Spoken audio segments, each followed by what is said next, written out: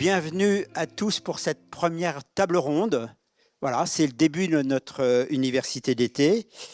Et cette première table ronde, comme vous avez pu le voir sur vos programmes, nous l'avons intitulée « L'enjeu d'apprendre pour faire face aux défis du monde ».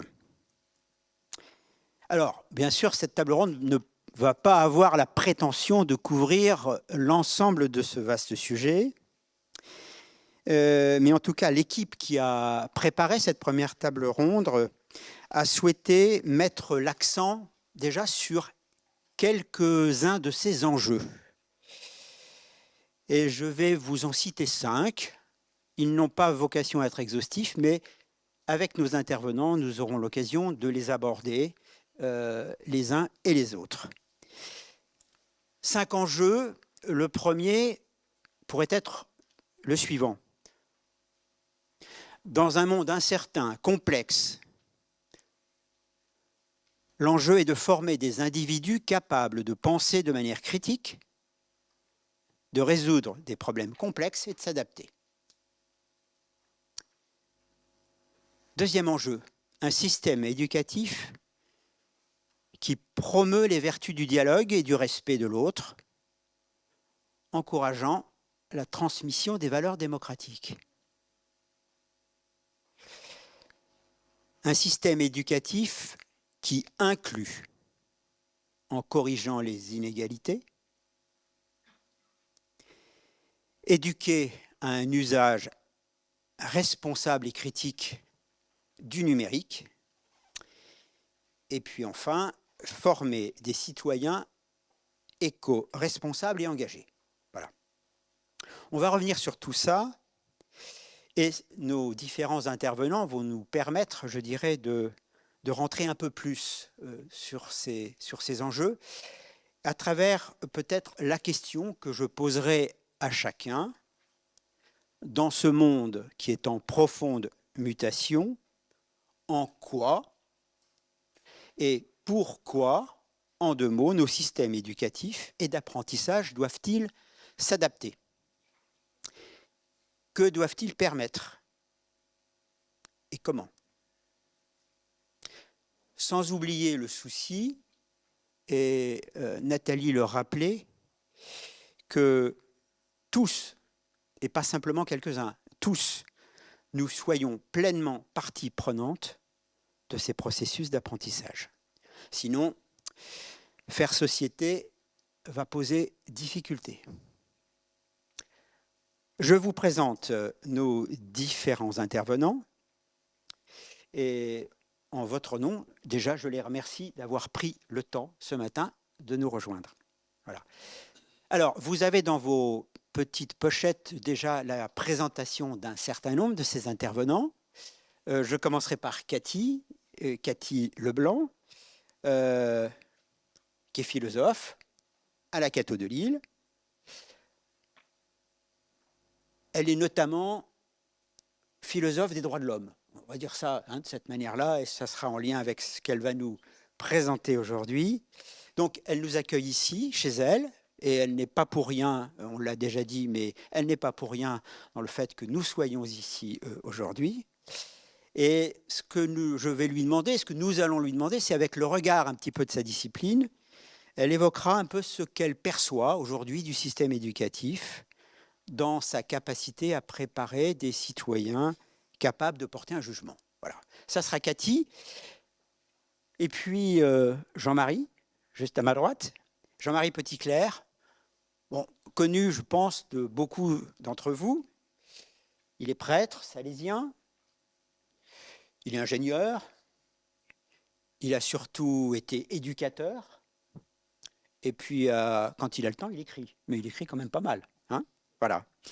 Et donc, il nous parlera à partir de son expérience de l'association Valdeco, qu'il a fondée, je crois, à Argenteuil, mais qui s'est disséminée dans bon nombre d'endroits en France.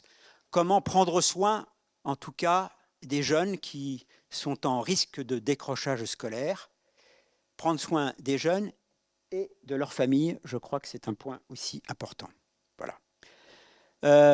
Nous aurons aussi la chance d'avoir Marc, Alors, Marc est ici pour ses responsabilités actuelles au sein du Centre catholique international de coopération avec l'UNESCO. C'est un très très joli sigle.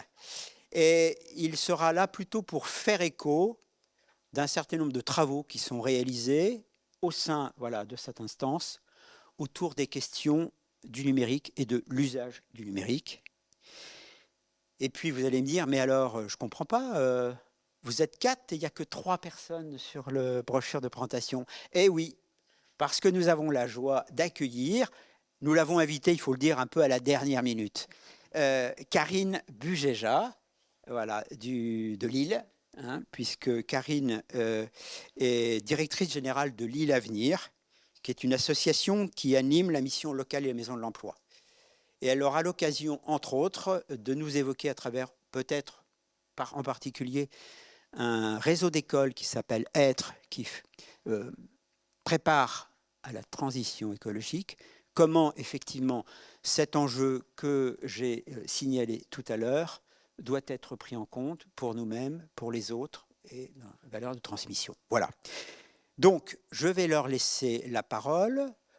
On a prévu, je dirais, une intervention de chacun de 10-12 minutes, voilà, de manière à ce que on ait le temps que nos intervenants puissent après interagir par rapport à ce qu'ils auront pu rebondir. Voilà, j'essaierai de faciliter ces rebondissements, mais rassurez-vous, la salle aura la parole et on espère bien pouvoir consacrer une bonne demi-heure à un temps d'échange questions-réponses. Donc, n'oubliez pas de les noter dès à présent, au fur et à mesure des différents exposés. Il y aura plusieurs possibilités. On peut bien sûr, et ça sera le mieux, prendre la parole et interroger directement les membres de la table ronde. Si certains souhaitent plutôt la rédiger par écrit, on se chargera, je dirais, dans ce faire l'intermédiaire. Donc, sans plus attendre, je passe la parole à Cathy. Merci beaucoup Bernard, merci pour ta présentation. Je voudrais féliciter les organisateurs pour leur courage, parce qu'il faut du courage pour prendre à bras le corps l'invitation de 170 personnes. C'est absolument magnifique et nous sommes très heureux à la Catho de Lille. Et bon, moi je suis philosophe, mais je travaille pour la faculté de théologie. Et la faculté de théologie est vraiment ravie de voir cet enthousiasme aussi dans la foi et la doctrine sociale de l'Église. Donc merci à tous d'être venus et merci aux organisateurs.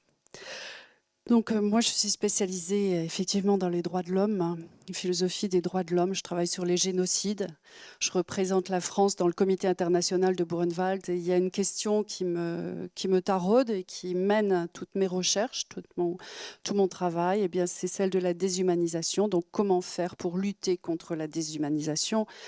Comment faire pour tisser et penser la paix aussi, et comment transmettre cela aux jeunes et aux moins jeunes, puisque ici nous avons aussi beaucoup d'étudiants seniors. En faculté de théologie, on a énormément d'étudiants seniors qui viennent étudier, soit en présence, soit en distance. Donc le deuxième étage, c'est l'étage de la faculté de théologie, c'est ce que je disais tout à l'heure. Donc, j'ai lu dernièrement, j'ai découvert une philosophe qui est absolument magnifique et qui s'appelle Martha Nussbaum, qui a publié un ouvrage qui s'appelle « Les émotions démocratiques ». Et la question des émotions me semble aujourd'hui très importante. Elle constitue aussi une pierre de touche pour notre pensée, puisqu'il y est question d'éducation. Dans l'éducation, il y a aussi des émotions. Donc, ce que j'aborderai aujourd'hui, c'est cette problématique de l'éducation dans un contexte géopolitique tendu, c'est le moins que l'on puisse dire. Et je conclurai avec une ouverture pour donner la parole à mes amis ici présents et collègues sur l'IA, donc l'intelligence artificielle. Donc, un petit bilan d'abord. L'Europe est en crise et cela n'est une nouveauté pour personne. Le taux de paupérisation en France ne cesse d'augmenter depuis les années 2000. La guerre d'agression lancée par la Russie à placer les foyers les plus vulnérables dans des situations très difficiles, avec parfois l'impossibilité d'accéder à l'énergie. J'habite une petite ville qui était une ville industrielle, une ville minière, à Aniche, à 50 km d'ici. Il y avait 5 mines, il y avait 2 verreries, il n'y a plus rien de tout ça. Et on a un taux de paupérisation vraiment très important, avec des personnes qui, l'hiver, dans le nord, ne peuvent pas se chauffer. Donc, qu'est-ce qu'on fait pour ça et comment on transmet quelque chose qui va aider la société. L'expression de cette crise passe aussi par la violence, malheureusement. Dans ma petite ville, la drogue. Nous constatons aujourd'hui une omniprésence de la violence, une prégnance de comportements nouveaux qui vont bien au-delà des conduites qui caractérisaient en France, par exemple, la fin des années 90. On parle dorénavant assez couramment d'attaques au couteau, de piqûres, de fusillades, de délits impliquant les plus jeunes. Alors qu'est-ce qu'on fait par rapport à ces plus jeunes? On dénonce aussi beaucoup d'incivilités dans le cadre même de l'école. Il n'est pas rare d'entendre parler d'élèves qui attaquent leurs professeurs. Et dernièrement, d'un tout petit, de 8 ans, muni de 3 couteaux pour tuer sa maîtresse. Quelle est notre responsabilité? Nous n'oublions pas que dans un passé récent, nous avons assisté aussi à l'assassinat d'un professeur d'histoire-géographie, Samuel Paty, et puis le meurtre du père Jacques Hamel. Et c'est la raison pour laquelle il y a ici des portiques de sécurité, parce que le président d'université, qui était alors Pierre Giorgini, n'a pas voulu exposer la population étudiante, puis la population tout entière. Il y a 40 000 étudiants ici sur le campus, et donc l'exposer à cette insécurité, à cette violence. Autre type de violence, moi qui m'interpelle beaucoup, celle du manque de politesse. La politesse semble parfois en déliquescence. Qu'est-ce que c'est que la politesse? C'est la reconnaissance, ça c'est de la philosophie, c'est la reconnaissance de l'existence d'autrui.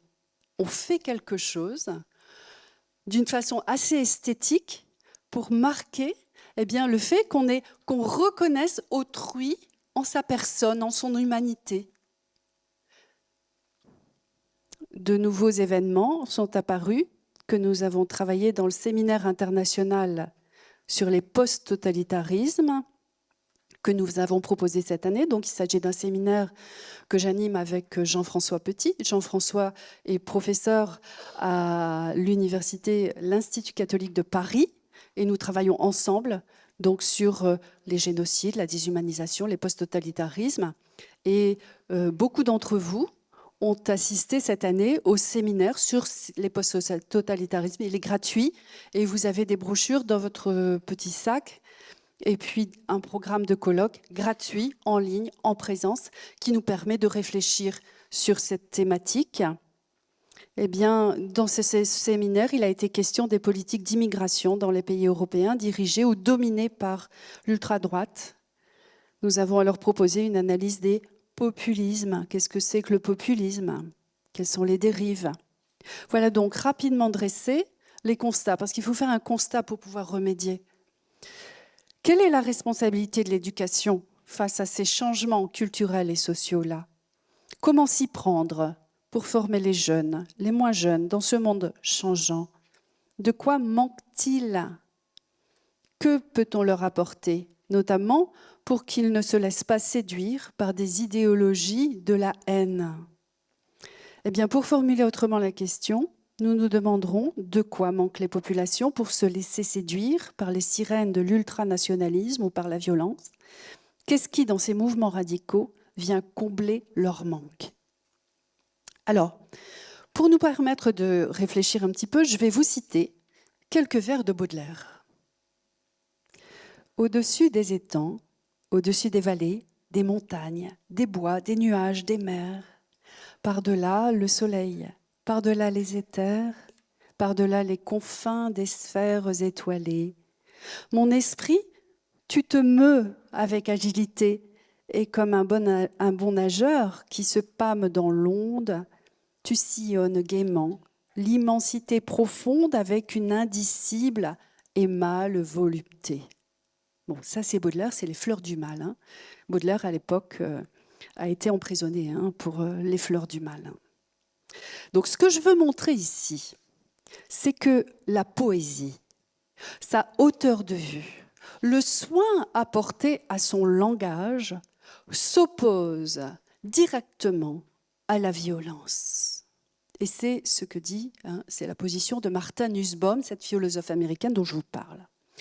La poésie, la littérature peuvent nous assurer un lien véritable avec le respect profond du genre humain, parce que la poésie et la littérature nous fournissent un langage capable de nuancer notre pensée. C'est ce dont il a été question dans la présentation de Bernard.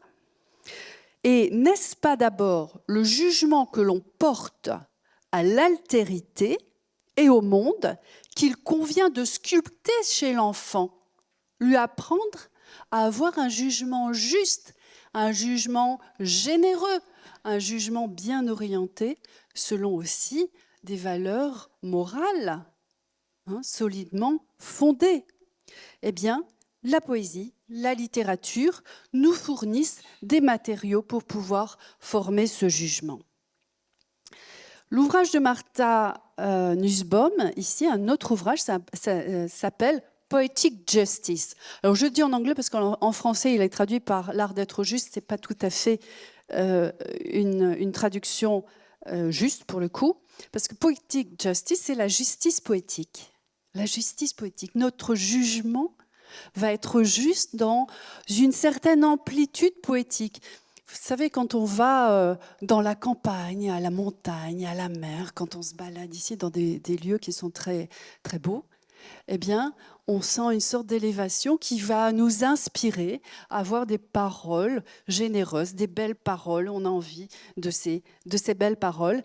Eh bien, comment peut-on faire pour inspirer tous ces jeunes, tous ces moins jeunes, pour qu'ils se gonflent de ces belles paroles?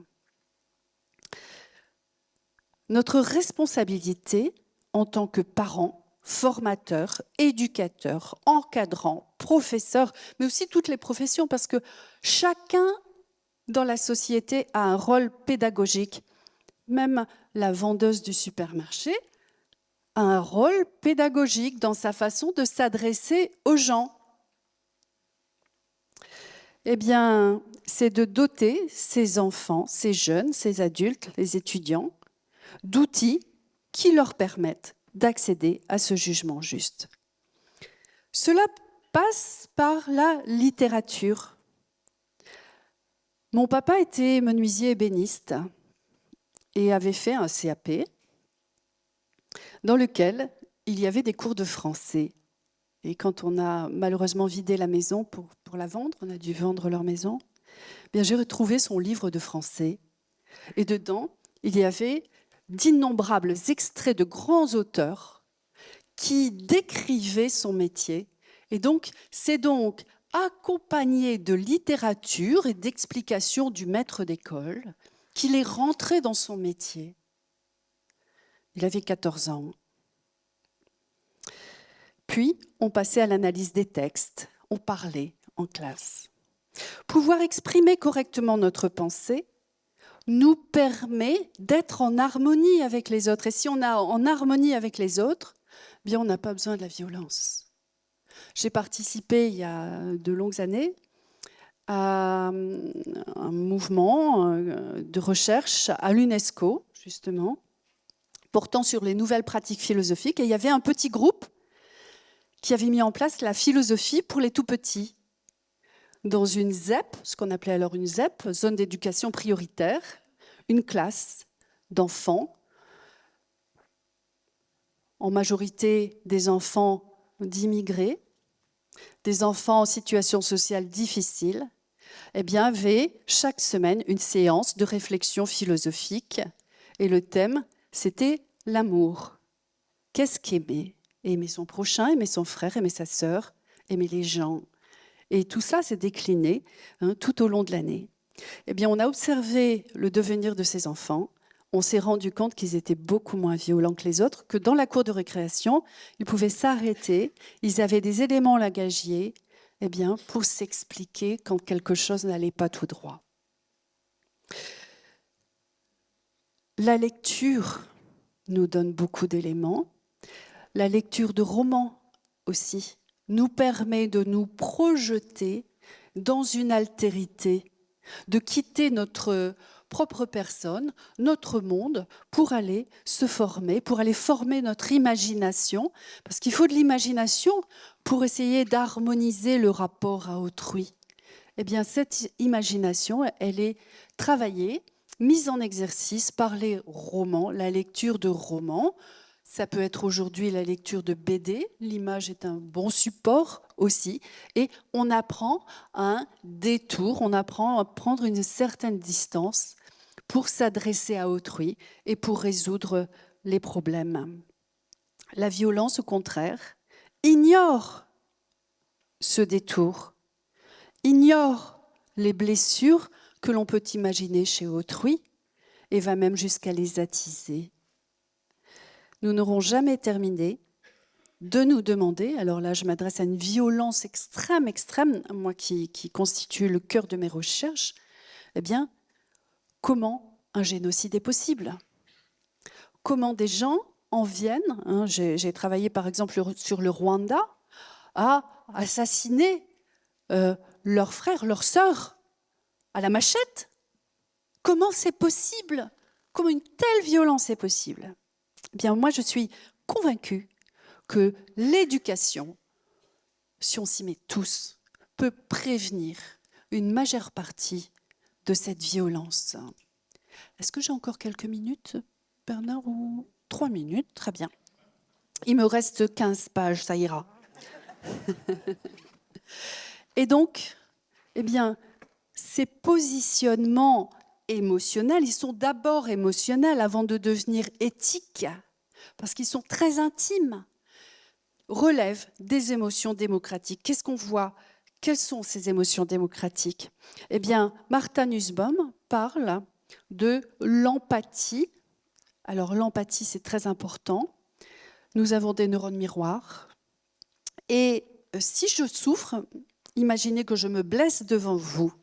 Vous me voyez me blesser, eh bien, les zones cérébrales qui s'activent dans mon cerveau seront les mêmes qui s'activent dans le vôtre. Ça veut dire que notre programmation fait en sorte que nous sommes reliés, et j'emploie ce mot à dessein, parce que religere, religion, c'est aussi l'art d'être reliés les uns aux autres. Nous sommes naturellement reliés les uns aux autres pour ressentir d'une certaine façon ce que ressent l'autre. Et si j'arrive à ressentir d'une certaine façon ce que ressent l'autre, eh bien, je vais être inspirée par le respect de l'autre. L'empathie, l'amour, la compassion, la honte, savoir avoir honte. J'ai eu tort, mon Dieu, je suis honteuse. Puis quelqu'un va me dire, mais t'en fais pas. L'erreur est humaine. L'indignation. Indignez-vous, disait Stéphane Hessel. Stéphane avait été déporté dans le camp de Brunwald. Indignez-vous, être capable de s'indigner. Ça aussi, c'est une émotion démocratique. Et puis la gratitude, aussi l'année dernière, je crois que le thème était la gratitude. On a travaillé un petit peu sur le thème, on a évoqué le thème de la gratitude. Voilà, donc ces émotions démocratiques auxquelles eh bien, peut s'attaquer l'éducation. Aujourd'hui, je vais m'arrêter là. Et puis faire en sorte, alors j'avais proposé une ouverture, que l'intelligence artificielle travaille dans ce sens et ne travaille pas dans le sens de la déshumanisation. Merci beaucoup.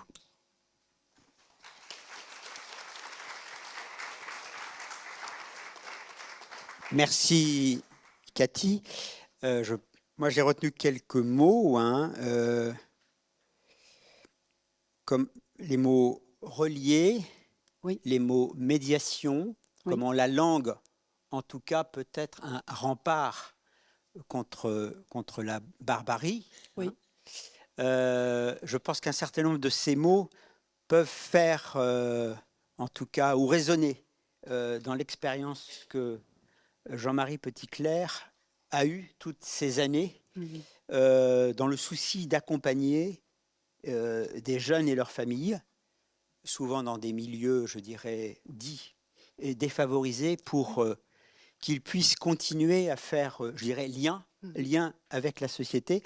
Et donc, je vais proposer à Jean-Marie de nous faire part un peu de cette expérience en peut-être en lui proposant de nous donner quelques points de repère, entre guillemets, pour comment nos systèmes éducatifs, aujourd'hui, doivent prendre en compte le monde dans lequel nous sommes et qu'il faut regarder, comme Cathy le disait, en face et en portant le juste constat. Donc, je te passe la parole. Merci. Merci de votre invitation. Mon propos ce matin, donc, aura une double inspiration. C'est lié à cette expérience professionnelle d'éducateur, principalement en prévention, dans les quartiers que notre République qualifie sensibles. Et en particulier, donc, j'ai fondé en 1995 sur la dalle d'Argenteuil, un quartier qui avait été traumatisé par la violence des émeutes urbaines du début des années 90. L'association Le Val d'Occo, association née de la rencontre entre un collectif d'habitants inquiets pour le devenir de leurs enfants dans un contexte marqué par la violence, et des Salésiens de Don Bosco désireux de réexpérimenter le modèle de leur fondateur dans la réalité contemporaine de la banlieue d'aujourd'hui. Et le constat que nous avons fait à la création de ce Val d'Occo résidait dans le fait qu'à nos yeux, la difficulté majeure des jeunes que nous rencontrions résidait dans le fait que tous les jours, ils passaient dans 3 lieux. Ils passaient du temps en famille, passaient du temps à l'école, passaient du temps dans la rue, avec les copains du quartier, et que chacun de ces lieux était marqué par une culture différente. La culture familiale empreinte des traditions des pays d'origine, la culture scolaire empreinte des traditions républicaines, que nous dit-on aujourd'hui sur les valeurs de la République, et puis cette culture de quartier qui est fondamentalement devenue une culture de l'entre-père, de l'entre-jeune, les adultes ayant un peu déserté l'espace public, culture renforcée aujourd'hui par les réseaux sociaux. Et le travail social classique en France est assez cloisonné. Des éducateurs étaient formés pour intervenir au sein de la famille, d'autres travailleurs sociaux intervenaient au sein de l'école, des éducateurs de rue intervenaient dans le quartier. Or, il nous semblait que si nous voulions véritablement accompagner l'enfant, l'adolescent de ces quartiers, il fallait le rejoindre dans ces 3 champs de vie qui étaient sa famille, l'école et le quartier. Nous avons donc développé l'action du Val d'Occo autour de ces 3 axes, la présence dans la rue, l'animation de rue pour les plus jeunes, l'accompagnement des projets des aînés, l'axe auprès de l'école, la prévention du décrochage, la prise en charge des gamins exclus temporairement du système scolaire, et puis l'axe de la famille, soutien à la parentalité et un service de médiation familiale lorsque la tension surgit entre un enfant, un adolescent et ses parents. Le maître mot de l'action du Val d'Occo consiste en ce concept de médiation, famille, école, cité, tenter de créer du lien entre les différents adultes qui cheminent auprès de l'enfant. J'ai beaucoup travaillé sur les questions de violence. J'ai souvent pu établir une corrélation entre le niveau de violence d'un enfant, d'un adolescent, et le niveau d'incohérence des adultes qui l'accompagnent sur son itinéraire de croissance. Le Val d'Occo a été fondé à Argenteuil, en banlieue parisienne, puis s'est répandu en banlieue lyonnaise, à Vaux-en-Velin, dans les quartiers nord de Marseille, quartier sud de Lille et l'agglomération niçoise. Et puis, deuxième source d'inspiration, l'héritage de Don Bosco. Alors, il peut peut-être paraître étonnant que les pédagogues du 19e siècle puissent continuer de faire référence pour un éducateur du 21e. Oui, le monde a changé, mais il me semble que la caractéristique commune du temps de Don Bosco et de notre temps, c'était que la société connaissait une intense mutation sur le plan sociétal. Rappelons qu'au temps de Don Bosco, on passait de la société rurale et paysanne à la société urbaine industrielle, et que nous passons de cette société industrielle à cette société post-industrielle marquée par cette révolution du numérique. On n'en est qu'au début. Et ayant bien conscience, mais je crois que Marc en parlera, que cette révolution du numérique n'est pas qu'une révolution d'ordre technologique, où il s'agirait d'apprendre à utiliser les nouvelles technologies d'information et de communication, mais qu'il s'agit d'une véritable révolution culturelle, parce que nous assistons à une évolution du rapport au temps, le tout de suite qui caractérise le numérique, du rapport à l'espace, avec l'abolition des frontières, et puis du rapport aux autres, avec la grande horizontalité des réseaux sociaux. Vous savez, ce qui caractérise les réseaux sociaux, c'est qu'un like vaut un like. le like de l'expert qui a travaillé 3 ans sur un dossier a la même valeur que le like du piéton interrogé lors d'un micro-trottoir. Et à partir de cette somme de likes, eh bien, se forge une pensée. Et chaque fois que la société traverse une période de mutation, je crois qu'il est à la fois plus difficile d'être jeune, on parle beaucoup de jeunes difficiles, moi je pense qu'il est plus difficile de vivre sa jeunesse en période de mutation parce qu'il est plus difficile de se projeter dans l'avenir. Comment vouliez-vous, au temps de nos Bosco, que le petit garçon, fils de paysan, petit-fils de paysan, arrière-petit-fils de paysan, puisse se projeter dans un navire d'ouvriers, dans une de ces usines fumantes qu'il voyait poindre à l'horizon. Et combien aujourd'hui nos ados ont du mal à se projeter dans l'avenir lorsque les économistes nous disent que nous connaissons en gros que 50% des métiers qui s'exerceront en 2050, qu'ils assistent à l'effondrement de pans entiers de l'économie traditionnelle, alors que les nouveaux métiers, liés à ce qu'on appelle l'e-économie, tardent à se structurer. Et puis il est aussi plus difficile d'éduquer. Je crois que la tâche d'éducateur, la tâche de parent, la tâche d'enseignant, la tâche d'animateur, d'éducateur est plus compliquée en période de mutation parce qu'il n'y a plus de consensus sociétal autour d'un ordonnancement des valeurs. Comme le prévoyait déjà Edgar Morin en 1975, nous vivons une sorte de Moyen-Âge culturel avec les valeurs du monde ancien qui se fissurent et les valeurs du monde moderne qui émergent et nous sommes un peu dans cette entre-deux mondes. Et dans ce contexte, Don Bosco était porteur d'une intuition et qui me paraît d'une pertinence considérable pour notre aujourd'hui. C'est que lorsque la confiance s'estompe dans les grandes institutions, alors en son temps c'était les institutions liées à la monarchie qui étaient en voie d'effondrement, aujourd'hui c'est la confiance dans les grandes institutions républicaines, la capacité à transmettre, la capacité à éduquer, allait moins être liée à la qualité de l'organisation institutionnelle et beaucoup plus à la qualité de la relation que l'adulte est en capacité de nouer avec le jeune. Il devinait déjà, et je crois que les faits lui ont donné raison, que l'exercice d'une fonction d'autorité serait de moins en moins lié au statut de la personne qui l'exerce. Je crois que ce qui caractérise les jeunes d'aujourd'hui, c'est qu'ils sont de moins en moins impressionnés par le statut de l'adulte qu'ils ont en face d'eux. On se souvient de l'apostrophe de notre président de la République lors d'un voyage en province par un collégien de 3e, alors Manu, comment ça va, s'adressant au président de la République comme il serait adressé aux voisins du quartier. Et que cette relation d'autorité allait beaucoup plus être fondée sur la qualité de la relation adulte-jeune. Aussi, Jean Bosco nous lègue une pédagogie fondée sur cette qualité de relation. Et Jean Bosco est ce pédagogue qui, après la grande rationalisation du siècle des Lumières, a réhabilité l'affectif au cœur de la relation éducative. Disant que de toute façon, il y a de l'affectif, qu'on le veuille ou non.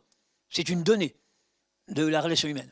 Et mieux vaut le reconnaître pour être capable de le gérer correctement plutôt que vouloir le nier. Il me semble que si notre école aujourd'hui en France connaît de telles difficultés dans la gestion de groupes d'adolescents au comportement provocateur, c'est que bon nombre d'enseignants continuent d'être formés à la négation de la dimension affective de la relation pédagogique.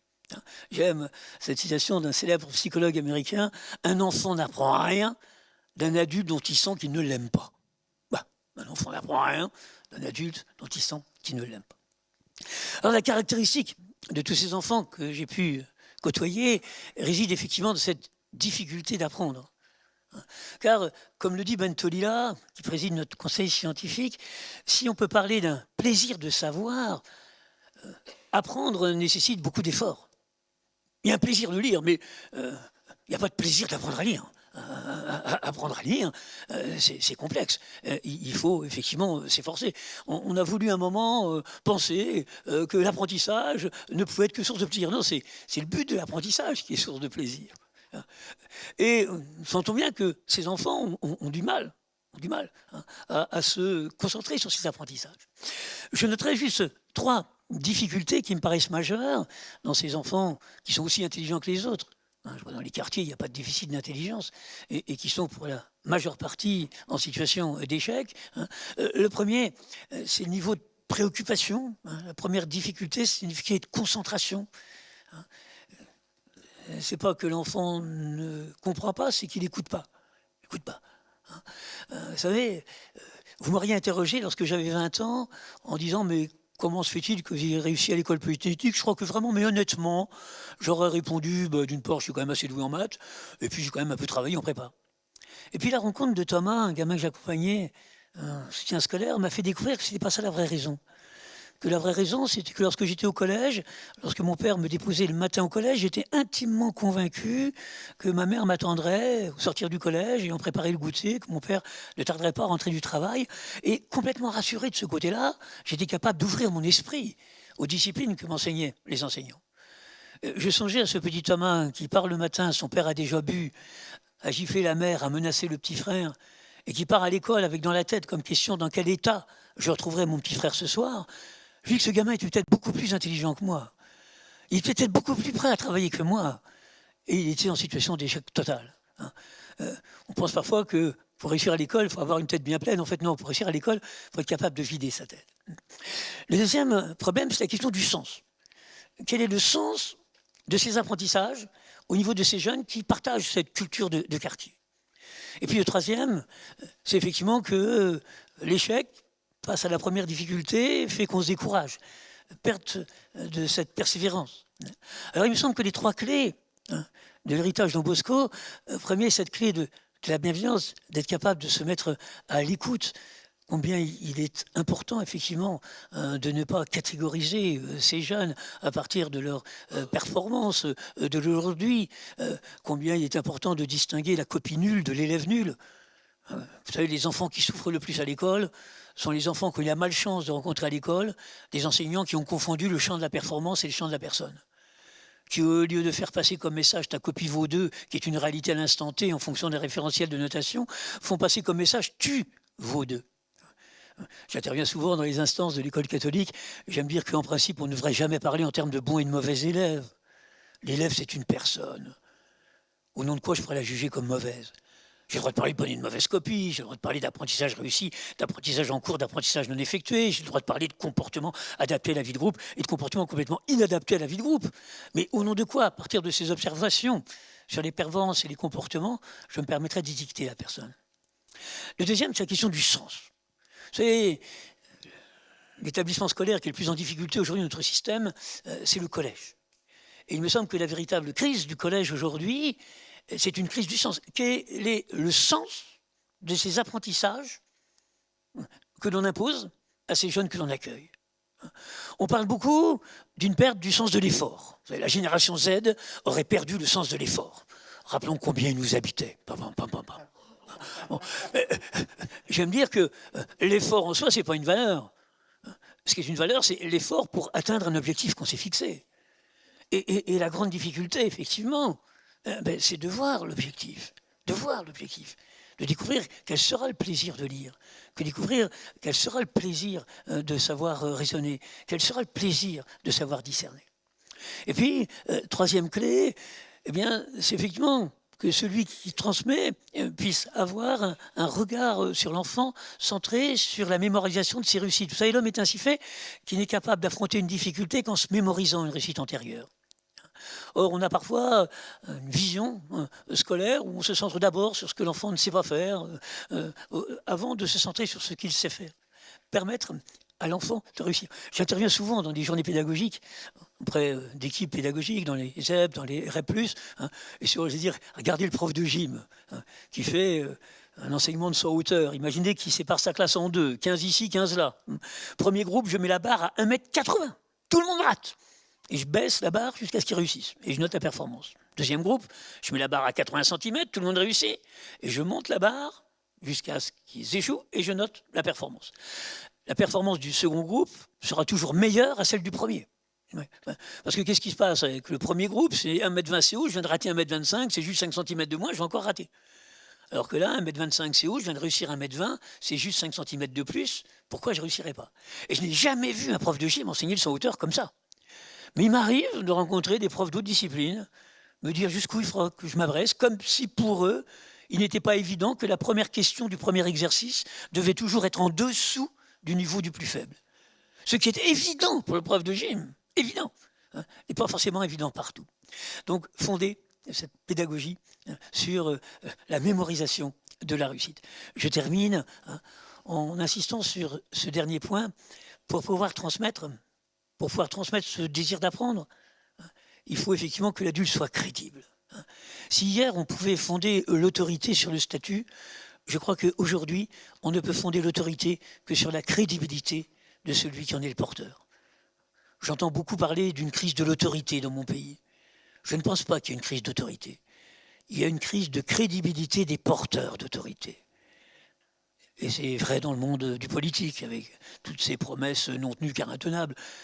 On sait aussi combien, effectivement, dans le monde de l'Église, cette question des abus sexuels a pu miner la crédibilité de ces agents auprès de bon nombre de nos concitoyens. Donc, Jean Bosco insistait sur le fait que si vous voulez aider le jeune dans ce système d'apprentissage, encore faut-il que vous soyez perçu comme crédible à ses yeux. Merci.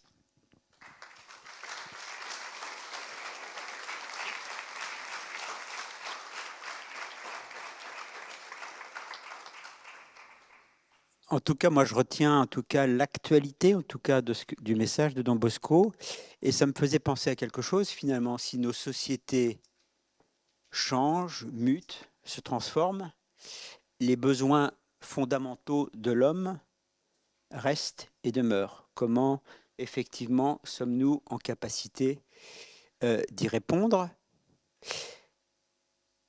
Et là, je vais passer la parole à Marc, parce que je crois que l'enjeu, il est aussi très présent à travers la question du numérique. Ces progrès que nous permettent, je dirais, ces outils, qui sont quelque part merveilleux, il y a des aspects, tu le souligneras sans doute, peuvent, à quel service se mettent-ils et comment l'homme peut s'y retrouver? Je te laisse la parole pour nous évoquer un peu ces réflexions qui sont en cours sur ces questions globales numériques avec tous ceux avec lesquels tu travailles au sein du CCIC. Voilà, donc merci Bernard, merci de m'avoir invité. Alors, moi je vais faire quelques flashs sur le numérique et l'intelligence artificielle, parce que c'était un peu ça la question. Juste pour redire que l'intelligence artificielle, ça vient des années 50, où on s'est dit, est-ce qu'une machine pourra reproduire le cerveau humain pour imaginer, pour faire le travail ou pour l'imiter. Bon. Et puis donc ensuite il y a eu tout le développement informatique avec des logiciels d'accumulation de données. Et puis on en est arrivé à ce qu'on appelle la science des données, parce que des données, il y en a qui sont bonnes, il y en a qui sont fausses, il y en a qui sont justes, il y en a qui sont vraies. Et donc, il faut arriver à les traiter. Et donc, on a eu des programmes informatiques pour accumuler les données et pour ensuite les traiter. Et puis, on est passé à une étape, ce qu'on appelle le machine learning en anglais. Donc, learning, c'est l'apprentissage. Donc, c'est apprendre comment les machines apprennent. Et alors, on a le sentiment que les machines deviennent humaines, en fait, pour bien vous caler ça, parce que c'est important dans la réflexion. En fait, ce sont des algorithmes, des programmes fondés sur de la probabilité. C'est-à-dire que si vous posez la question à une machine, est-ce que le soleil va se lever demain? Elle répond, le premier jour, elle répond 50% de chance, il va se lever demain, ou 50%, il ne va pas se lever. Et au jour 2, le lendemain, elle va intégrer qu'il s'est levé le premier jour, donc la probabilité, elle va passer à 66%. Et puis au bout d'une semaine, elle passe à 85%. Et puis au bout d'un an, elle est à 99,7%. Et donc ça fonctionne comme ça. Les machine learning, c'est ce qu'on appelle l'apprentissage des machines. Donc ce n'est pas quelque chose de juste, c'est de la probabilité. Et si vous rentrez, vous pouvez accélérer le phénomène. Vous pouvez rentrer toutes les données du lever du soleil sur tous les jours sur 10 ans, et donc vous allez avoir immédiatement une probabilité très proche de 100%. Bon. Et puis donc on a fait ça, et après on a appris aux machines, entre guillemets appris, à reconnaître par exemple des formes, avec des photos, des chats. Voilà. Et puis vous avez de l'apprentissage renforcé, c'est-à-dire du deep learning, c'est pas la dernière étape, mais c'est-à-dire qu'on apprend à la machine de reconnaître les oreilles, les yeux, les moustaches, et donc il va, je dirais, il y a une séparation des tâches, on reproduit une séparation des tâches, et puis il reconnaît des chats, et il fait la différence entre un chat et un rhinocéros. Et en fait, on lui montre des photos, on lui dit ça c'est un chat, ça c'est autre chose qu'un chat ou un rhinocéros. Et donc ça fonctionne comme ça. Et alors, on a la dernière avec ChatGPT, dont on parle tous les jours, on a là de l'intelligence artificielle, ce qu'on appelle générative. Mais c'est un petit peu différent. C'est-à-dire que là, on va produire de la donnée nouvelle à partir des données qu'on a rentrées dans les machines. Et la donnée nouvelle, en fait, le saut un peu qualitatif qui a été fait, c'est que on est rentré dans une logique du langage humain, de la langue. C'est-à-dire qu'une langue, partout, dans toutes les langues, il y a du lexique, c'est-à-dire des mots, des verbes, il y a de la syntaxe, des coordinations, et, ou, mais, ornica. Hein.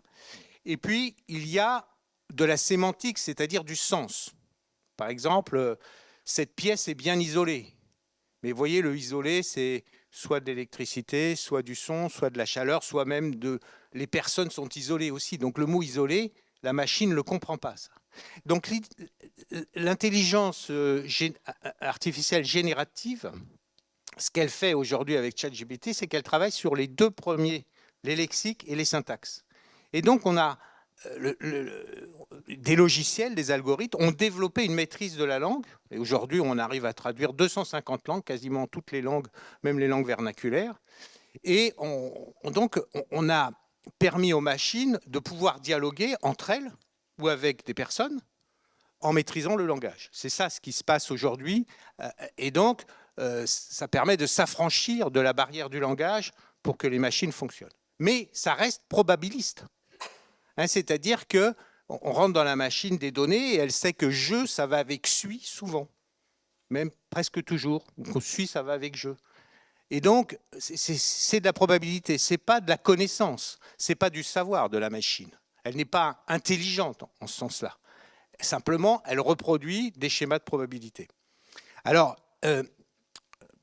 petite conséquence économique. Alors, là, c'est de la donnée, c'est-à-dire que sur ce que je vous ai appris, sur l'apprentissage des machines, reconnaissance de chats, etc., ça, c'est des données, c'est de l'ordre des données à une dimension avec 10-12 paramètres. Le langage, la maîtrise du langage et de l'échange, c'est de l'ordre de 100 dimensions et avec plusieurs milliards de données et de paramètres. Et donc avec des systèmes extrêmement puissants qui accumulent, etc., qui font des calculs de probabilité et qui fournissent des réponses.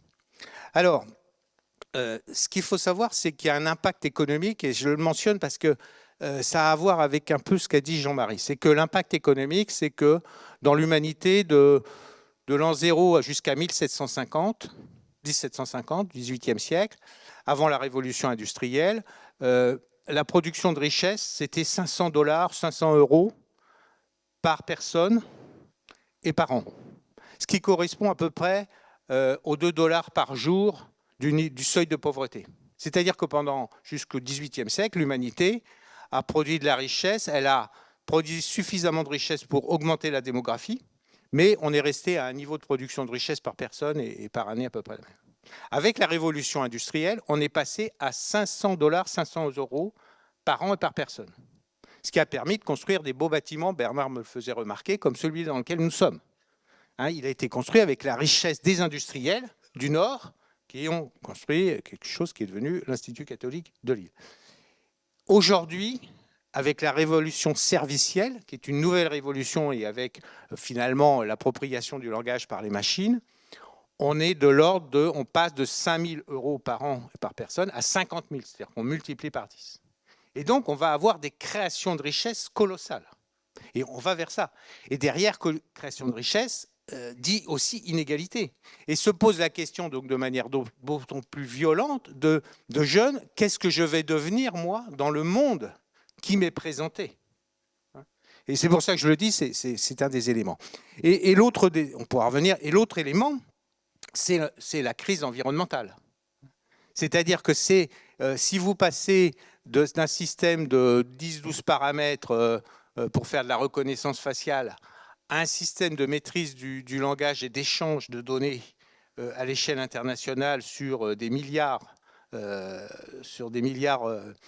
paramètres à 100 dimensions, et bien là, vous avez une consommation énergétique considérable.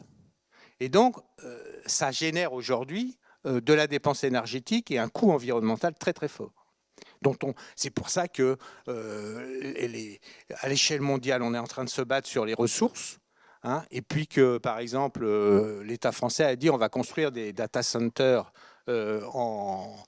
en région nord notamment, parce qu'on a beaucoup d'énergie nucléaire et on va pouvoir fournir beaucoup de monde. Mais tout ça a des conséquences environnementales. Alors, je viens un peu sur les usages et puis je terminerai un petit peu sur les conséquences qu'on peut imaginer en matière d'éducation. Alors, il y a des usages tout à fait nouveaux en médecine, hein, puisque vous pouvez faire reconnaître à la machine des chats, bon, mais vous pouvez lui faire reconnaître aussi des cancers de la peau, analyse de radio et donc des cancers du poumon, des cancers des tumeurs. Et donc ça, c'est quelque chose où la machine entraînée, toujours par un système de probabilité, c'est pas, elle ne sait pas ce qu'elle fait, la machine. Hein, elle n'est pas intelligente. Mais elle arrive à détecter des tumeurs que des professionnels ne voient pas forcément. C'est-à-dire elle devient plus performante que l'œil humain. C'est-à-dire que l'œil de la machine devient plus performant que l'œil humain. Et donc, ça va être de plus en plus utilisé. Et ça va être utilisé en médecine. Alors, et c'est là qu'on peut rentrer dans... Enfin, il faut faire attention à ce qu'on fait, mais si vous cumulez ça avec du dialogue, vous allez avoir des forums, des sites internet où vous allez aller chercher de l'information et vous allez pouvoir dialoguer avec des gens qui sont plus ou moins compétents sur ce que vous avez comme maladie, sur ce qu'il faut faire, sur quel traitement ils vont prendre, etc. Et donc, vous avez des logiciels ChatGPT qui va faire de la conversation sur des questions de santé avec des données qui seront... c'est-à-dire que la machine va vous répondre, ben, vous avez ça, et donc elle va, dans tout le stock de données qu'elle a récupéré, elle va dire en fonction de ces signes-là, vous avez telle chose. Donc ça, c'est en médecine.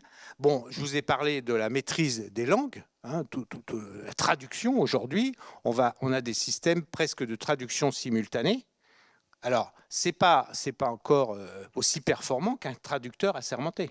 Hein. Si vous avez un livre à traduire, vous pouvez faire une première passe avec de l'intelligence artificielle, mais après, c'est mieux que ça soit relu quand même par des gens qui maîtrisent la langue. Bien.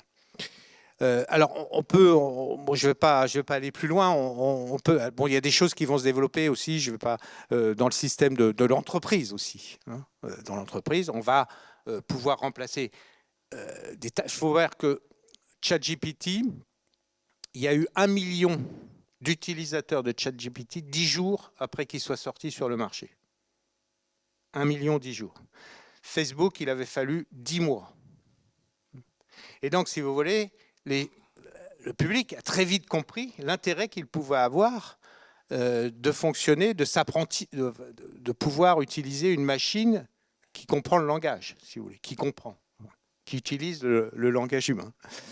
Alors, maintenant, si on regarde les risques qu'il peut avoir, bon, eh bien, le risque, j'y reviendrai à la fin en conclusion, le risque, c'est que on décourage un peu d'apprendre.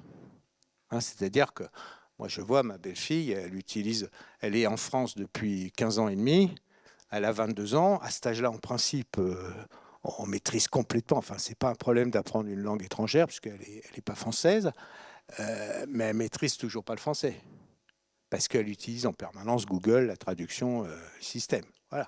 Bon. Et qu'elle ne regarde pas la télévision française, la radio française, etc. Elle vit dans un monde... bon. Et donc, on constate, alors on parle d'IA générative parce que ça génère des données, mais on peut parler aussi d'IA dégénérée ou dégénérative. Hein. Et il y a eu un article dans le Canard enchaîné qui a parlé d'intelligence artificielle, mais de conneries naturelles. Hein, c'est-à-dire que, et il y a des études qui ont été montrées, c'est là, on avait fait le travail au CCIC en interviewant un professeur de Bordeaux qui étudie ces choses-là. Les élèves qui ont à leur disposition des outils d'intelligence artificielle, finalement, développent moins leurs compétences que ceux qui n'en ont pas. C'est-à-dire que, et donc dans certains pays riches, eh bien, on peut davantage développer moins développer de compétences que dans d'autres. Et puis, l'intelligence artificielle, elle fait des erreurs. Donc, quand vous avez un résultat par l'intelligence artificielle, il ne faut pas le prendre pour argent comptant. Il faut pouvoir le critiquer. Je vous ai pris l'exemple des radiologues. qui analysent les radios en médecine. Aujourd'hui, évidemment, l'intelligence artificielle, elle est devenue très performante, mais elle peut faire des erreurs. Donc, la règle, c'est qu'il y ait un médecin qui signe, qui valide la radio. Mais ceux qui sont expérimentés, ils regardent la radio, ils demandent à l'intelligence artificielle si elle a vu autre chose, et puis ils valident, ou si elle a vu la même chose. Mais les jeunes radiologues, qui n'ont pas tout à fait la compétence, ils ont tendance à faire intervenir l'intelligence artificielle et à signer.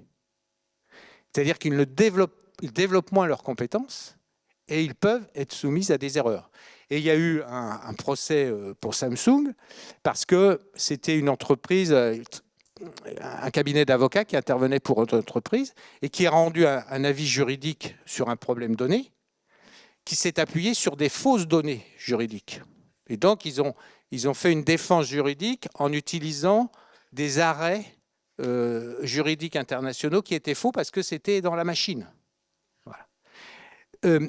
Ensuite, vous avez de la déshumanisation, effectivement. C'est-à-dire que, par exemple, les systèmes d'agents conversationnels en matière de santé sont devenus aussi empathiques, les émotions, que ce que peut faire un médecin. C'est-à-dire que si vous êtes dans un dialogue avec une machine, elle va vous dire « Ah oui, c'est vrai, vous avez ça, c'est pas drôle, je vous souhaite bon courage, etc. » C'est déjà intégré maintenant dans les logiciels.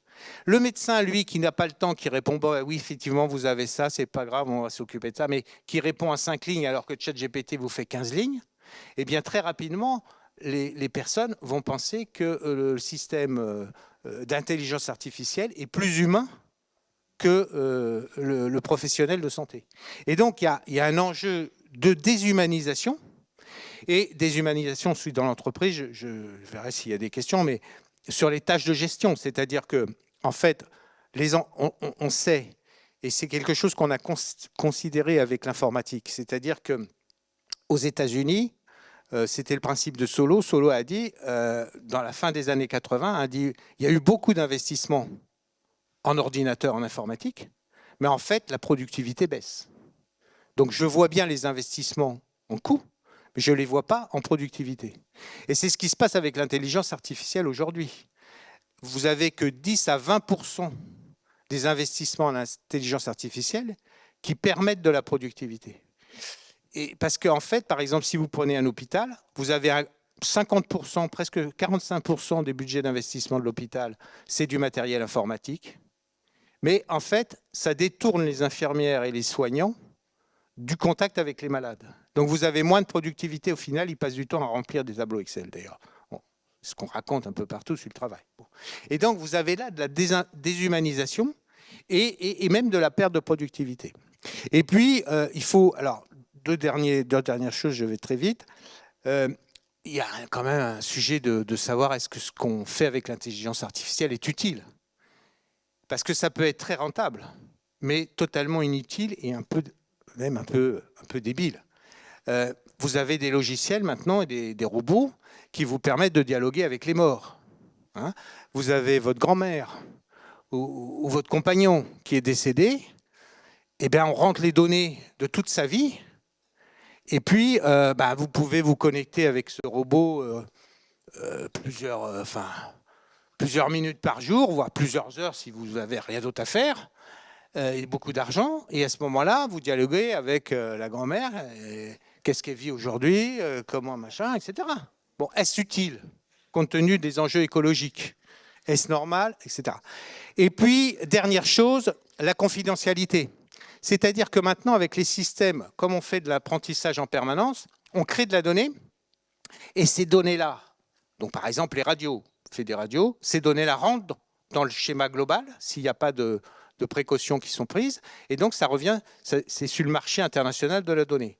Vous avez l'exemple d'une étudiante qui avait passé un diplôme en informatique et qui estimait qu'elle était mal notée. Donc elle a été voir sur Internet, elle a utilisé ChatGPT, elle a fait un bon prompt pour savoir pourquoi elle n'avait pas eu, et elle a retrouvé sa copie. Elle a retrouvé sa copie avec son nom. Alors, elle a été voir le professeur en disant « Mais vous avez corrigé avec l'intelligence artificielle. Puisque vous avez rentré les textes, les copies, c'est quand même un problème parce que d'abord, la note n'est pas bonne. En plus, moi, il y a mon nom. Donc, moi, je vais faire un procès, peut-être même à l'école. Alors, soit vous me remontez la note.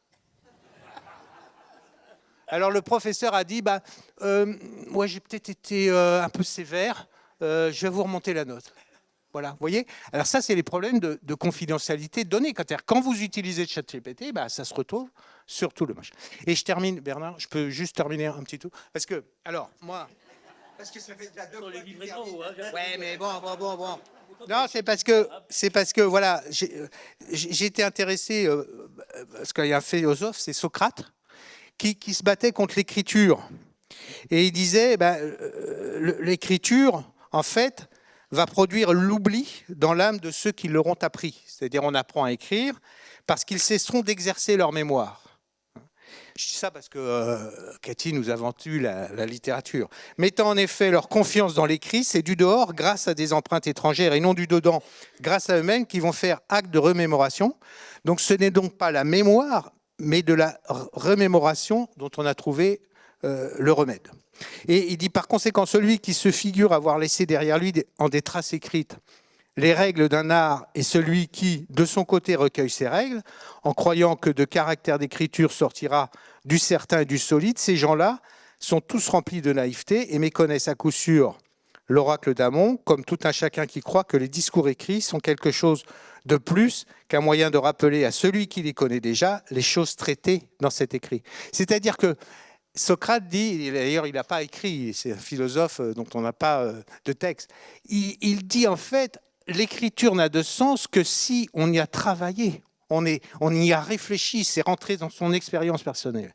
Eh bien, je crois que c'est une bonne façon d'aborder l'intelligence artificielle. C'est-à-dire que utiliser les outils d'intelligence artificielle, ça va devenir nécessaire parce que de toute façon, ça va se développer, mais on doit se l'intégrer un petit peu dans ce qui est notre part d'humanité. Et je termine par ça, il parle d'un autre discours, celui qui, transmettant un savoir, s'écrit dans l'âme de l'homme qui apprend, celui qui est capable de se défendre tout seul, celui qui sait devant qui il faut parler et devant qui il faut se taire.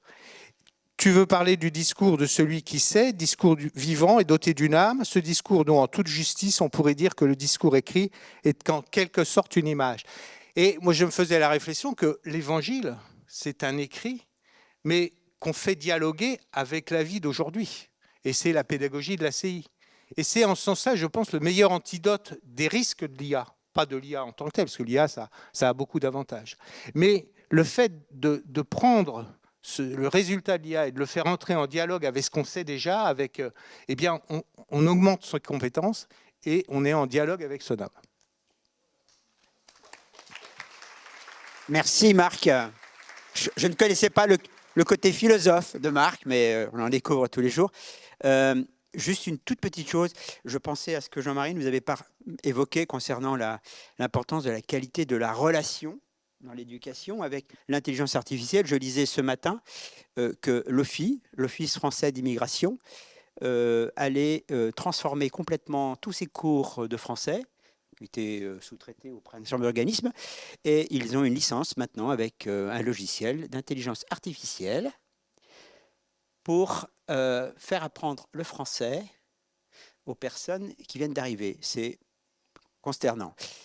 Mais le deuxième point sur lequel je reviens, c'est effectivement l'importance de la croissance que Marc a souligné, et ça a un impact effectivement considérable sur l'environnement, ce qui nous amène effectivement à notre dernier enjeu, qui est celui effectivement de notre conversion, ou en tout cas d'éducation, à devenir des citoyens éco-responsables. Et pour cela, je vais, entre autres, passer la parole à Karine pour qu'elle puisse un petit peu nous parler de l'expérience qu'elle a vécue depuis un certain nombre d'années dans la région autour de cette question. Merci à toi. Bonjour à tous. Alors, pour vous dire d'où je parle, parce qu'en plus, vous n'avez pas ma présentation, moi, je suis alliée du mouvement ATD Quart Monde depuis plus de 15 ans. Et j'ai commencé à travailler avec ATD Carmonde. Donc ATD Carmonde, au cas où certains ne connaîtraient pas, mouvement engagé dans la lutte pour l'éradication de la misère, en travaillant à partir avec les savoirs et l'expérience de ceux qui la vivent ou qui l'ont vécu. Et donc en alliance avec des personnes qui ne l'ont pas vécu. Moi, je suis rentrée à Télé Carmonde sur les questions d'école, profondément convaincue qu'on ne peut transformer la société en bien que si tous les enfants réussissent à l'école, et réussissent dans le sens, peuvent, en sortant de l'école, prendre leur place entière dans la société. Et donc voilà, j'ai travaillé longtemps sur les questions d'école. Je continue à avoir cette conviction. J'ai renoncé à avoir cette transformation de l'école de mon vivant. Donc je suis passée sur les questions d'insertion socio-professionnelle.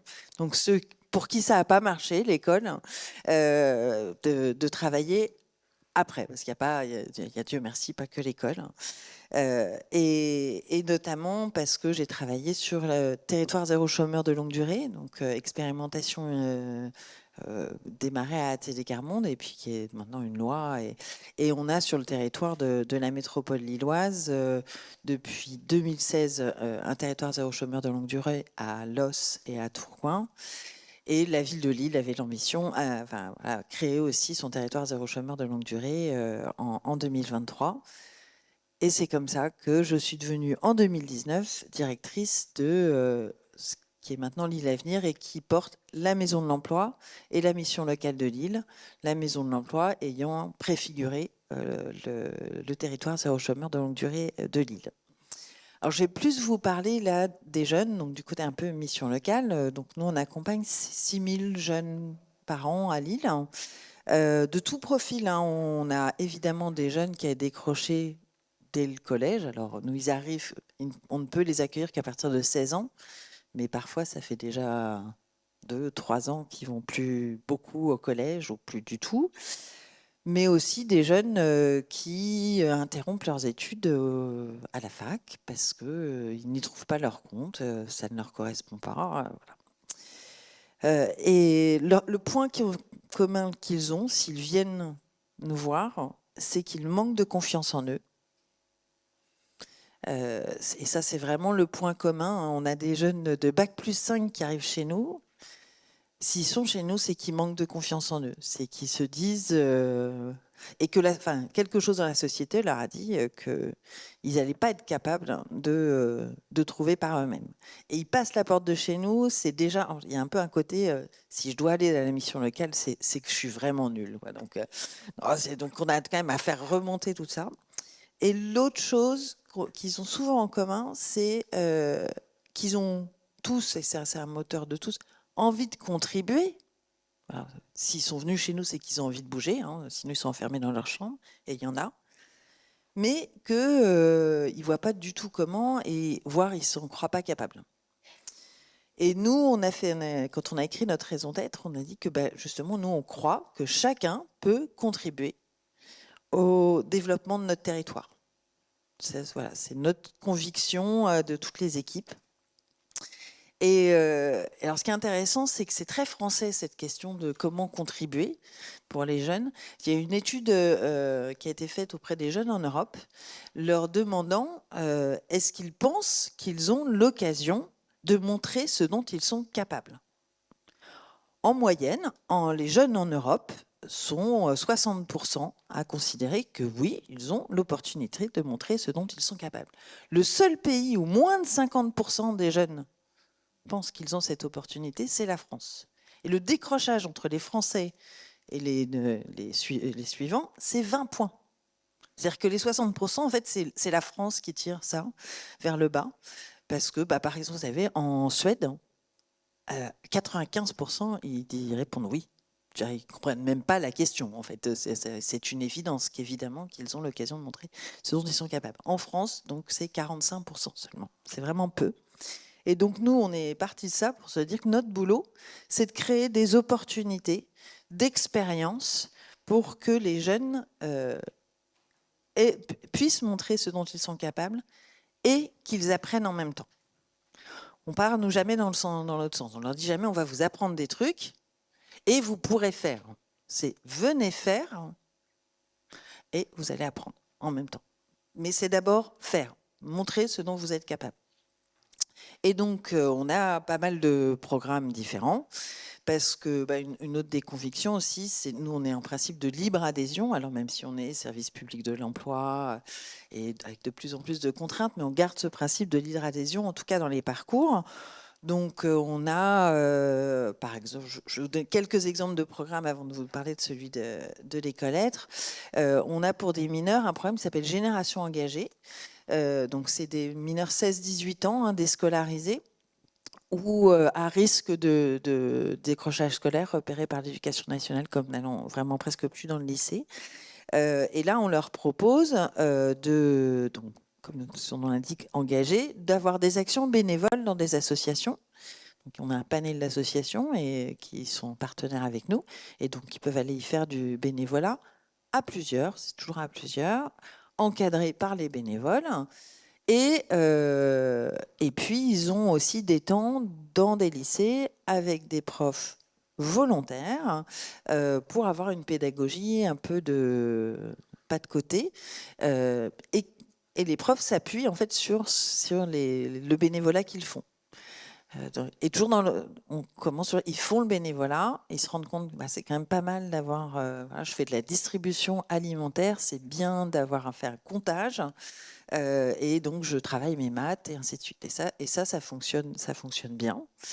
On a un programme aussi qui est ponctuel qui s'appelle Just Make It, où on propose à des jeunes de venir créer un événement pour eux-mêmes et d'autres jeunes.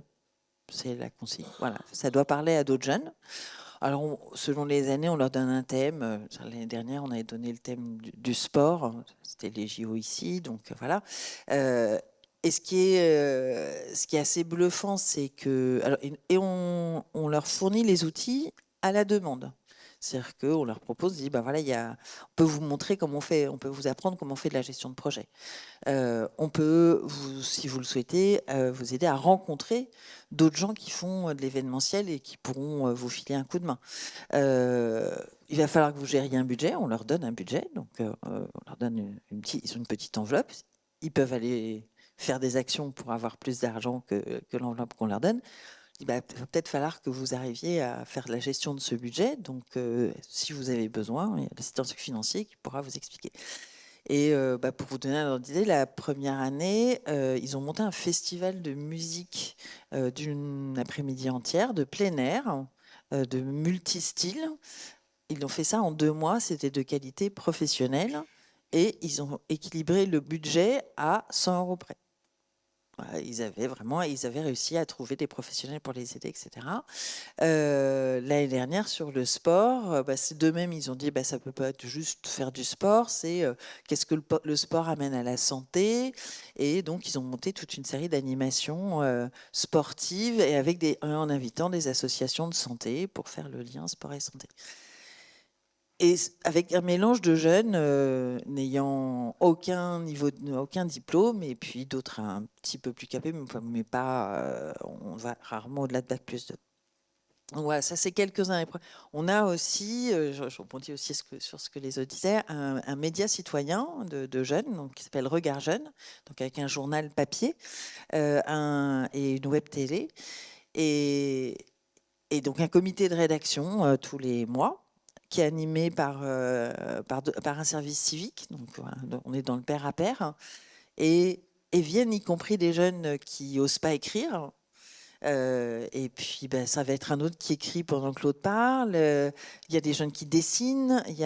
Et donc, c'est un moyen pour eux de s'exprimer. Nous, on leur donne vraiment qu'une consigne. Il y a une totale liberté sur le média. On relit à la fin, juste pour dire... voilà, on n'est pas... Mais d'eux-mêmes, ils sont raisonnables. Ils savent qu'on est, nous, on est une institution publique, donc il n'y a jamais de critique politique virulente. Par contre, le thème de l'écologie ressort très souvent, le thème des droits de l'homme ressort très souvent, le thème de l'inclusion, du handicap. Et en fait, c'est vraiment une façon pour nous de savoir ce qui les intéresse, c'est hyper intéressant, et pour eux de s'exprimer de pair à pair.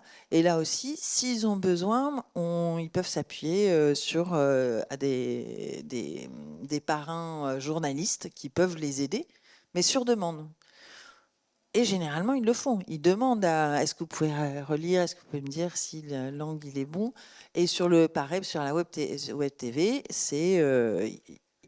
ils apprennent à monter. Et puis, comme ils se rendent compte que quand même apprendre à monter, c'est un peu technique, ils demandent à avoir des petites formations sur le sujet. Donc, l'apprentissage est toujours au service du projet, en fait. Et du coup, ils aiment apprendre, hein, parce qu'ils voient bien que c'est utile. Et donc, ces apprentissages, nous, quand on s'est rendu compte de tout ça, aussi, qu'il y avait quelque chose à faire aussi autour de l'écologie. Pourquoi on a pensé à ça?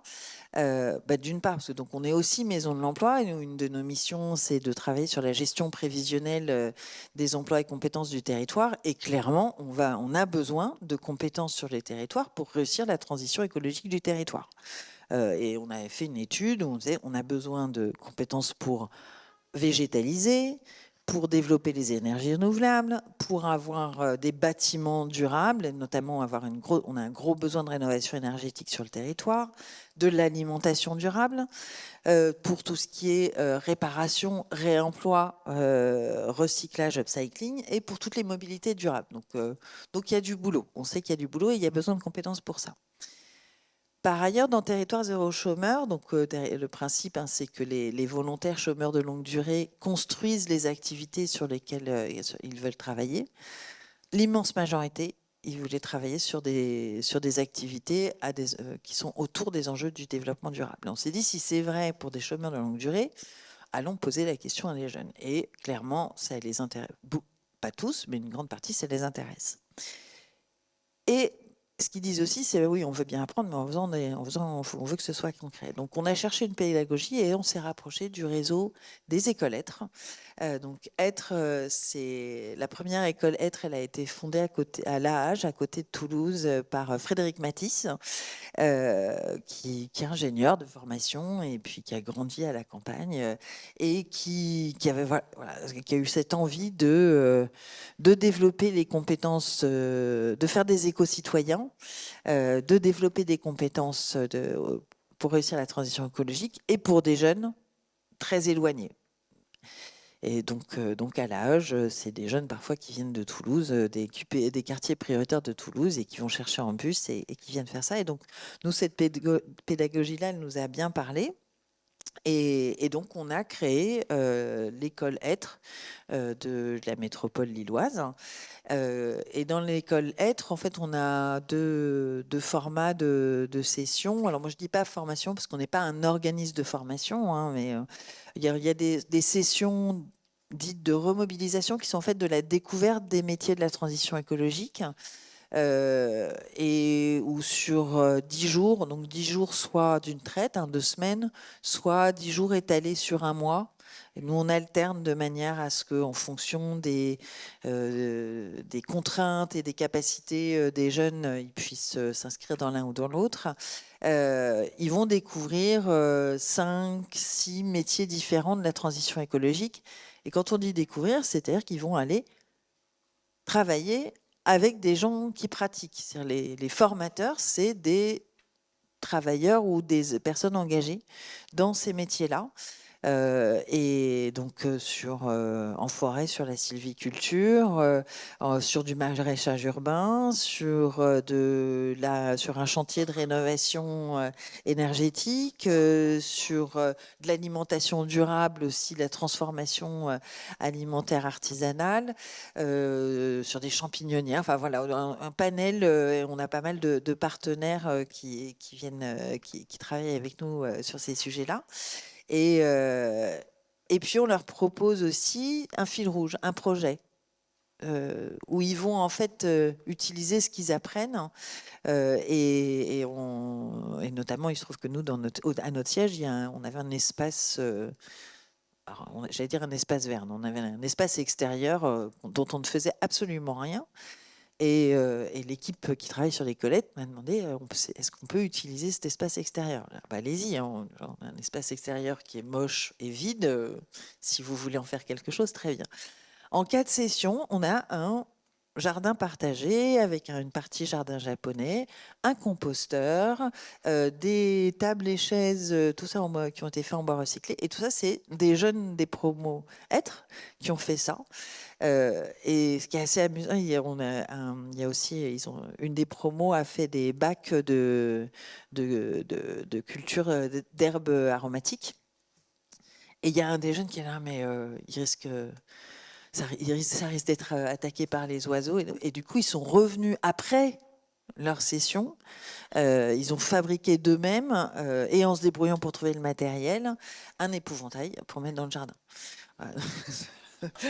Et donc ça, c'est les premières sessions, les sessions de mobilisation, découverte des métiers. Tous ne sortent pas en disant oui, je vais en faire mon métier. Mais tous disent j'ai compris les enjeux écologiques.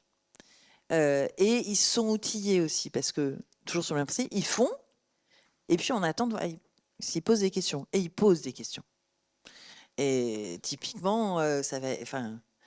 L'équipe interne, ils sont beaucoup formés parce qu'ils ont des questions très pointues sur mais pourquoi le CO2 c'est un problème? Ok, alors bah oui, c'est vrai, tout le monde dit que le CO2 c'est un problème. Pourquoi? Donc et puis bah, en fait là il y a tel bouquin et il y en a un qui dit oh, bah, moi je vais le lire, ça m'intéresse, et puis qui explique aux autres. Donc on est vraiment sur cette pédagogie partagée par le faire et par je vais chercher l'information dont j'ai besoin, je la partage aux autres si ça les intéresse. Et on est quand même à 60% de jeunes qui continuent un parcours ensuite vers des métiers de la transition écologique. Et donc, on a le parcours suivant, une des options en parcours suivant, c'est des sessions de préqualification. Donc ça, on le travaille avec des organismes de formation. Et les préqualifications, donc là, c'est plus long, hein, c'est 4 mois, 3 à 4 mois selon les parcours, où ils vont se préqualifier sur 2 métiers. On choisit 2 parce que ils peuvent se tromper. Donc un seul, on dit, voilà, comme ça, tu vois 2 choses. Et ça, ce qui est très intéressant, c'est que ça croise aussi les enjeux écologiques. Quand on est à la fois sur une préqualification qui est à la fois sur l'alimentation durable et sur les énergies renouvelables, du coup, on se pose des questions des implications énergétiques dans l'alimentation. Donc ça, c'est une vertu pédagogique. Et puis, parfois, ceux qui rentrent en disant « moi, ce qui m'intéresse, c'est l'alimentation durable », on a moins de candidats sur les énergies renouvelables en spontané. Et ben, ils se rendent compte, en fait, en faisant, en approfondissant le sujet, en rencontrant des professionnels, que ça les intéresse. Et ils bifurquent et à la fin, ils rentrent en formation qualifiante sur les énergies renouvelables. Et du coup, nous, ce qu'on a appris de ce qui marche en termes de pédagogie pour ces jeunes pour lesquels la pédagogie de l'école n'a pas marché, c'est d'abord, on part de leurs envies. On est sur un principe de libre adhésion. On a une multitude de programmes. Ils choisissent dans quoi ils veulent aller. On ne leur impose pas. Et par contre, on suscite la curiosité. Je dis, on démarre. Ok, ça t'intéresse de cuisiner, donc il y a l'alimentation durable. Tiens, regarde aussi l'énergie, et puis ça permet de bifurquer. Le deuxième principe, c'est faire. On commence par faire des choses. Et c'est pas ce qu'on fait qu'on a besoin de bagages théoriques, académiques, et du coup, on va apprendre parce qu'on a le plaisir de faire. Troisième principe, c'est de faire ensemble. C'est des collectifs. Et c'est des collectifs qui vont faire fonctionner la paire et danse. Ils se font plus confiance spontanément entre eux qu'aux adultes. Et les adultes se mettent à leur niveau. Chez nous, les conseillers ne sont pas en posture de sachant auprès des jeunes, hein, ils sont en posture d'accompagnateurs. Et sur l'école Être, c'est des professionnels, c'est pas des formateurs. Ils disent, moi, je vais te montrer comment je fais.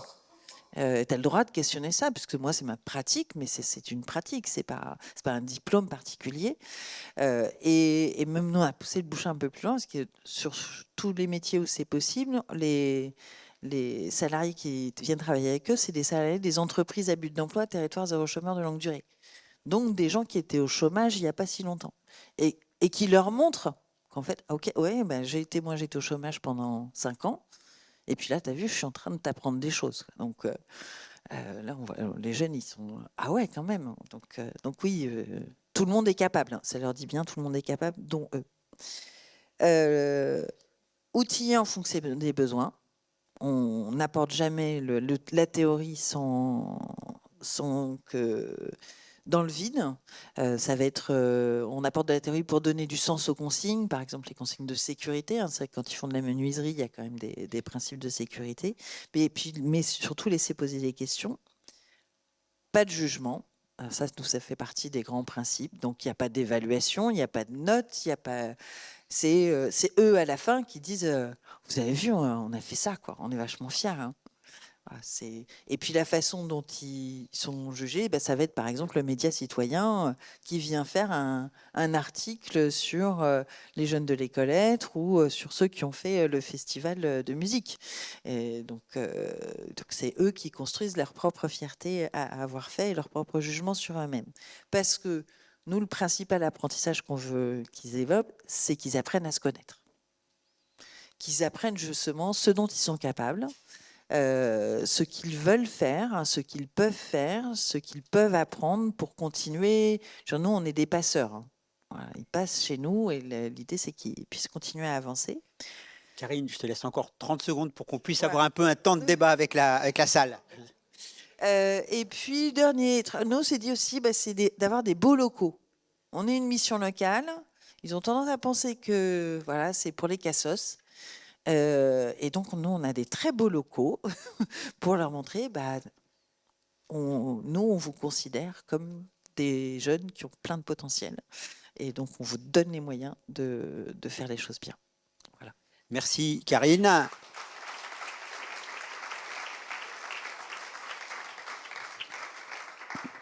Alors maintenant, c'est à vous de jouer. J'ai vu qu'il y avait plein de gens qui avaient déjà noté un certain nombre de points sur une feuille de papier, mais ça serait quand même beaucoup plus sympa qu'ils puissent prendre la parole, soit pour une question, soit pour une remarque, un échange, une contradiction.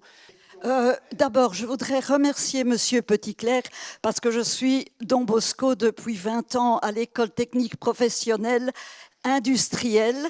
C'est vraiment pas du gâteau, mais c'est passionnant. Alors, merci d'avoir rappelé que l'histoire de Don Bosco était quand même quelque part universelle pour tous les temps.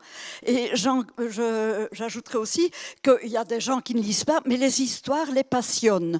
Donc, quand on est éducateur ou professeur, on sait toujours avoir, quand on sait raconter une histoire, on a l'attention des jeunes. Alors, pour Monsieur... Attendez, Deluzet.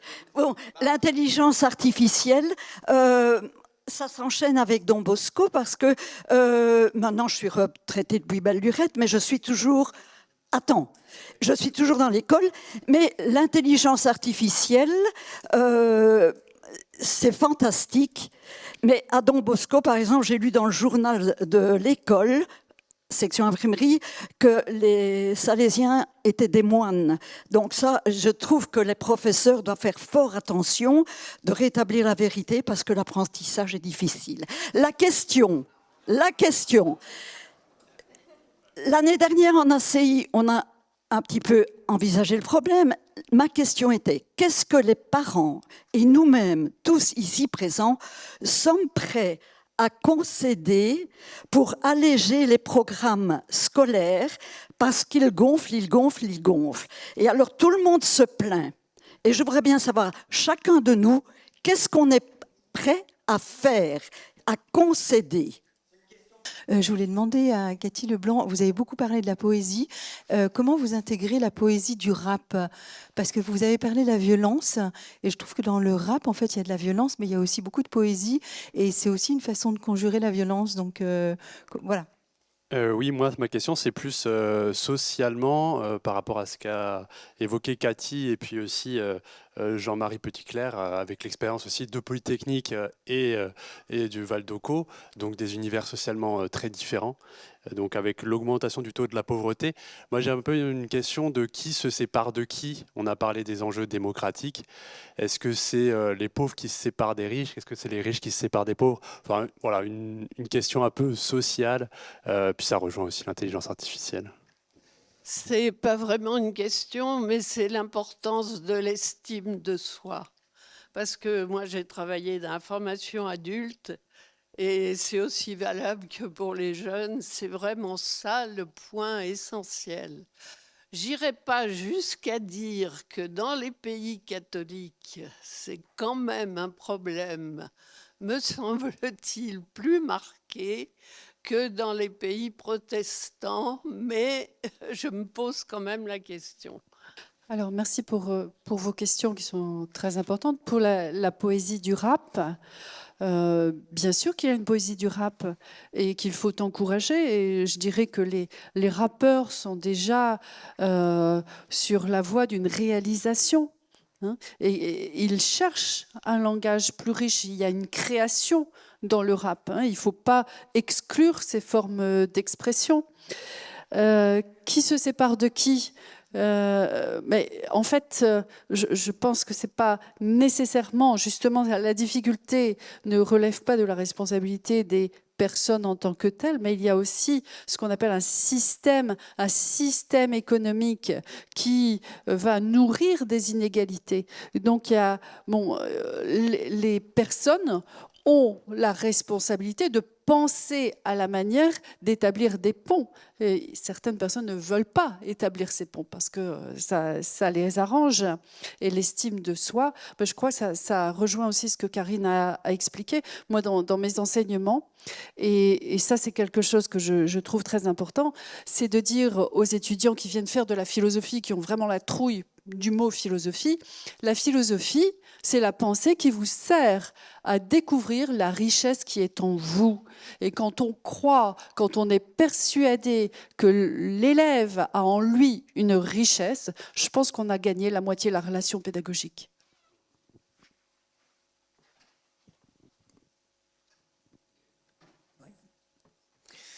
Oui, pour rebondir, hein, vous savez, je pense que la violence est souvent le mode d'expression d'une souffrance. Je crois qu'il faut souvent qu'on la comprenne comme un langage en acte, et la capacité de pouvoir mettre des mots va permettre de faire reculer cette violence. Je suis pleinement d'accord avec vous. Don Bosco, il cite encore, comme premier conseil, il disait qu'on leur laisse ample liberté de sauter, de courir, de jouer de la musique, de faire du théâtre. Chaque fois qu'on permet à un enfant de mettre des mots, de mettre des sons sur ce qu'il ressent, on fait reculer la violence. Et on a bien conscience que, j'aime dire aux politiques, qu'une première politique de prévention de la violence, c'est une politique culturelle. Qu'est-ce que la culture, si ce n'est le partage des émotions, et combien c'est important. Et puis, je profite là d'avoir le micro, après avoir entendu Marc et toute cette révolution numérique, de dire que pour moi, aujourd'hui, le plus gros scandale, en ce qui concerne notre génération, c'est de confier l'éducation aux écrans des enfants aux adolescents. C'est-à-dire qu'on a des parents dépassés parce que, je veux dire, ils sont obligés d'inventer des réponses.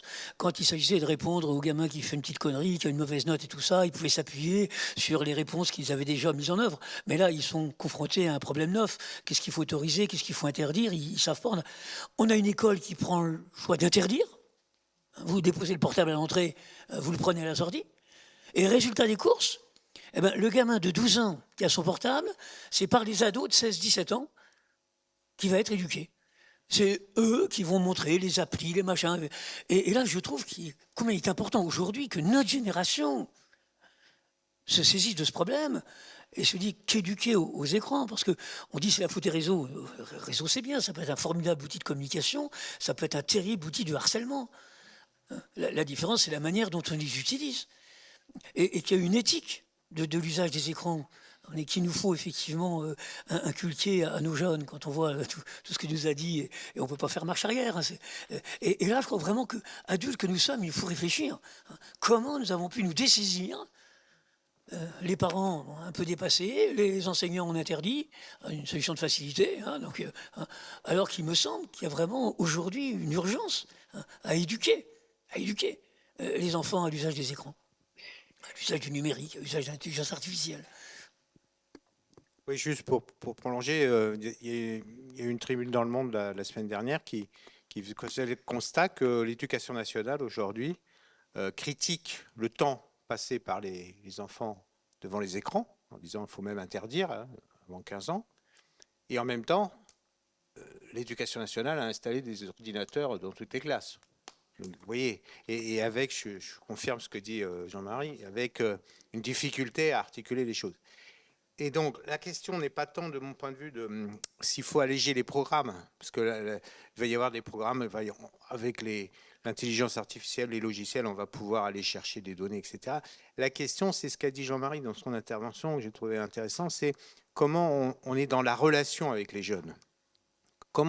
Et on a tous des enfants, des petits-enfants pour certains, et puis on vit dans... Enfin, moi, je suis au... Je dévoile, mais je fais un peu d'aide aux devoirs au Val-d'Ocaux, à Argenteuil, puisque j'habite à Argenteuil. Donc voilà, je rencontre des jeunes, j'ai des voisins qui ont des enfants, et donc c'est ce que disait le pape François, hein, c'est l'amitié sociale. Et c'est là, c'est pas en allégeant les programmes, c'est en développant nos relations avec des jeunes et en leur permettant de prendre du recul sur leur vie, sur leur formation. Et donc moi je fais partie de ceux qui en essayent d'ailleurs... travaille pour mettre en place des équipes de jeunes de relecture de vie. Parce que c'est ça la meilleure défense par rapport à... Et donc, c'est comment on leur propose des temps de recul, des temps de réflexion, à la fois ceux qui sont favorisés, comme dans nos milieux, mais aussi comment on œuvre avec des associations pour ceux qui ne le sont pas. Et sur la question sociale, on est à l'aube d'une grosse révolution plutôt servicielle qui va avoir les mêmes effets. Moi, c'est pour ça que c'est mon intuition depuis plus un an ou deux. Notre période, c'est pas les années 30, c'est pas le fascisme, c'est la révolution industrielle. Et donc avec des très grandes fortunes, on le voit avec les GAFAM, qui sont en train de se construire, et avec les mêmes effets, c'est-à-dire le culte de l'argent, la volonté de puissance, et donc la guerre parfois, et il faut qu'on réagisse à ça. Et la réaction, c'est comment on met de la régulation, comment on joue les relations interpersonnelles et comment on ferme la jeunesse. Moi, je pense qu'effectivement, la jeunesse, c'est le premier enjeu. Je crois qu'il est l'heure, puisqu'il est midi passé, il nous faut conclure. Je voudrais remercier encore une fois nos intervenants. Le temps du débat a été court, mais de toute façon, il va pouvoir se prolonger dans les différents ateliers. Donc, merci encore à nos intervenants et puis bonne poursuite à chacun d'Université l'été.